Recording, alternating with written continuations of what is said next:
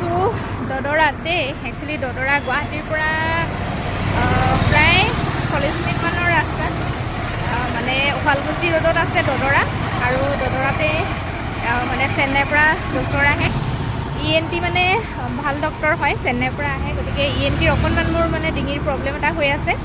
তাকে আগতে বহুত ডক্টৰক দেখাইছোঁ, ভাল পোৱা নাই। সেইকাৰণে ভাবিলোঁ ইয়াতে এবাৰ দেখাই যাওঁ। এইফালে ঠাইডোখৰ আপোনালোকক অকণমান দেখাই দিছোঁ। এইফালে ৰূপাংকৰ আহিছে, ৰূপাংকৰ আৰু ময়ে আহিছোঁ।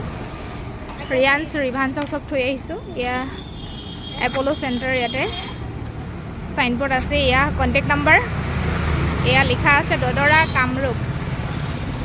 এইফালে এইটোৱে হৈছে ঠাইডোখৰ।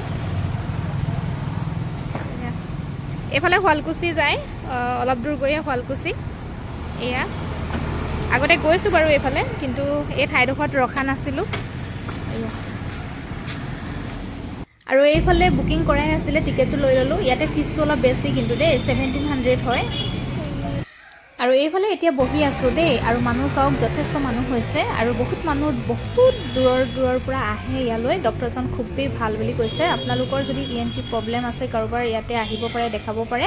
আৰু মই বাৰু নেক্সট ভিডিঅ'ত আপোনালোকক জনাম মোৰ প্ৰব্লেমটো কেনেকুৱা পাইছোঁ, কি কথা। আজিলৈ আহিছোঁ, বাই।